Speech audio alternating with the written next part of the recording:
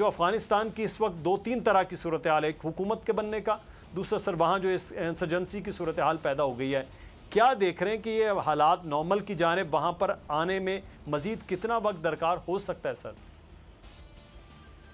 देखिए, ये तो पता नहीं है कि इन लोगों का कंट्रोल अफगान तालिबान का कितना देर लगेगा अपने पूरे इलाके में सर्च करने के लिए, मगर और अमेरिकनों के खिलाफ जो हो रहे हैं वो हम समझ सकते हैं। अमेरिकनों के शदीद बड़े दुश्मन हैं अफगानिस्तान में, और ये उनका एक आखिरी मौका है अफगानिस्तान में उनको अटैक करने।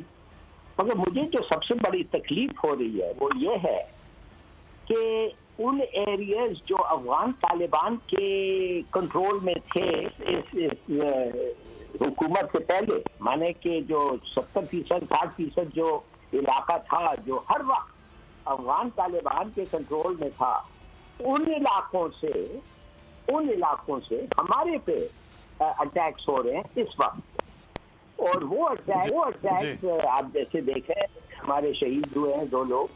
तो मैं ये जानना चाहता हूँ कि अगर उनका कंट्रोल अफगान तालिबान का उधर था और उन्होंने हमें अश्योरेंस दिया था, मनाया कि हम हर टेरिटरी को इस्तेमाल नहीं करने देंगे आपके खिलाफ, तो फिर ये क्यों अटैक्स हो रहे हैं हमारे ऊपर?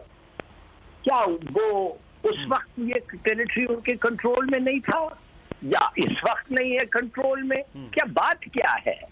और अटैक्स होते हैं और हमारे लोग शहीद होते हैं, तो उनका ये बयान कि आपका और टीटीपी का जो मसला है आप वो खुद सेटल करें, वो आपका और उनका मसला है, इसका क्या मतलब है भाई? माने कि अगर टीटीपी आपके मुल्क से हमें अटैक करती है तो वो मसला हमारा और टीटीपी है, आप दरमियान में आते ही नहीं है। मैं ये जानना चाहता हूं कि हमारा जो पोजीशन है इस वक्त, और हमें जो कहा जाता है कि भाई कुछ नहीं, फिक्र मत, ये अभी तक कंट्रोल उनका पूरा नहीं हो रहा है, नहीं आस्ते आस्ते हो। भाई ये जो एरियाज हैं जिधर से हमारे पे अटैक हो रहे हैं, ये तो हर वक्त उनके कंट्रोल में था जी। तो किसी भी मुल्क के खिलाफ अपनी सरजमीन इस्तेमाल नहीं करने देंगे, ये तो तालिबान ने बाकायदा तौर पर ये कहा पिछले हफ्ते में जो बयानात सामने आए। जनरल अमजद शोएब साहब, एक जानिब जो बड़ा अहम सवाल ज़फ़र हिलाली साहब ने उठाया है कि पाकिस्तान तो भरपूर अफ़गान अमल के हवाले से तालिबान की जो हुकूमत आ रही है उसमें हर तरह से मुआविन रहा है कि तालिबान के अंदर अमन हो, तो फिर ये पाकिस्तान पर इस तरह के अटैक अब दोबारा से, ये भी एक क्वेश्चन मार्क है। दूसरा, ये अफ़गानिस्तान की सरजमीन के इस्तेमाल होने के हवाले से बयानात, उसके बावजूद ये हो तो फिर पाकिस्तान तो इस वक्त पहले भी मुश्किलात में रहा कि आप फिर हम तैयार हों।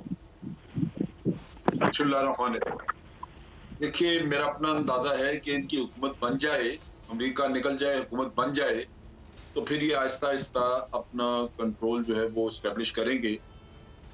अभी लाजमन वो ग्राउंड पे मौजूद नहीं है उस तरह, उनकी गवर्नमेंट का कोई स्ट्रक्चर नहीं है, उनकी पुलिस, उनकी इंटेलिजेंस, कोई भी चीज़ इस वक्त फंक्शनल नहीं है। तो मेरा ख्याल है कि इसमें कुछ वक्त लगेगा, और ये चूंकि एक इंटरनेशनल गारंटी, एक माहिदा उन्होंने लिख के साइन किया हुआ है, वो उस पर स्टिक करेंगे, कायम रहेंगे, उनको रहना भी चाहिए।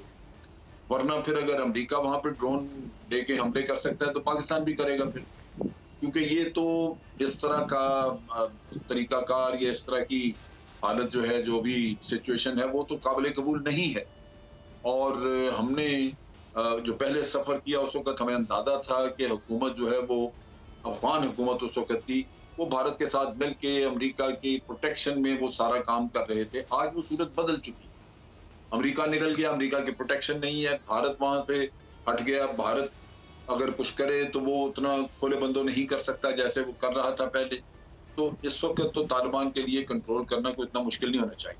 लेकिन जहां वो ये कहते हैं कि पाकिस्तान बात करे, वो इसी तरह है जैसे अब अफगान तालिबान अपने लोगों से बातचीत कर रहे हैं और वो वहां पे अपने इशूज रिजॉल्व करेंगे, उनके साथ आके हुकूमत बनाई जा सके।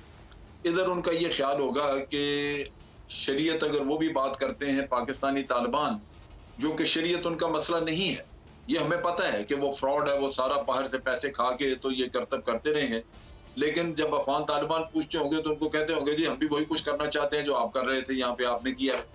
तो उस सूरत में वो आपको कहेंगे कि जी ये जो असल जड़ आपने रखी है या इनकी तरफ से जो असल मुतालबा है उसको आप रिजॉल्व करें बातचीत करके। तो मेरा ख्याल है इस तरह की इशू आएगा। बहरहाल अभी पूरी तरह वाज़ेह नहीं कि वो किस तरह क्या करना चाह रहे हैं और क्या कह रहे हैं। हमारी हुकूमत या हमारी इंटेलिजेंस एजेंसी लाजमन उनको एंगेज करेंगी इस मामले में।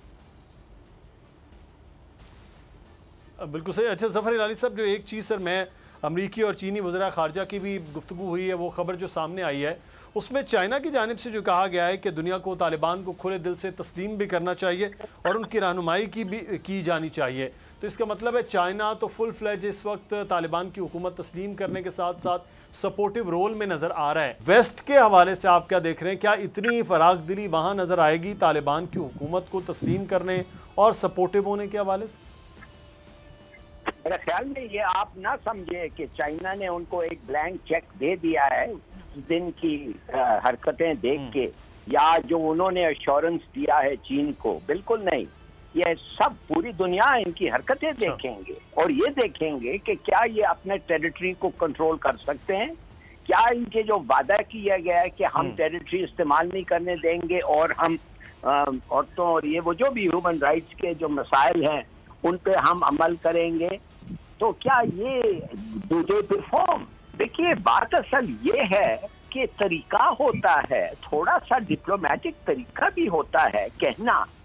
ये कहना हम लोगों को जिन्होंने इतनी इनकी मदद की है, मदद माने डिप्लोमेटिक सपोर्ट और पॉलिटिकल सपोर्ट और जो भी एडवाइस है हम इनको देते रहे। हमारे जब लोग शहीद होते हैं उनके इलाके से, ये उनको कहना ये हमारा काम नहीं है, जाओ तुम उनसे बात करो और मसला हल करो, ये तरीका ये नहीं है। तरीका ये है कि बड़ी अफसोस है कि ये हरकत हुआ है, बड़ी अफसोस है कि ये मारे गए हैं, अफगानिस्तान से गोली चली है, बड़ी अफसोस, और हम इंक्वायरी करेंगे और हम देखेंगे। ये तो तरीका नहीं है, जाओ जाओ उनके साथ बात करो। सब्सक्राइब करें और बेल दबाएं ताकि कोई खबर रह न जाए।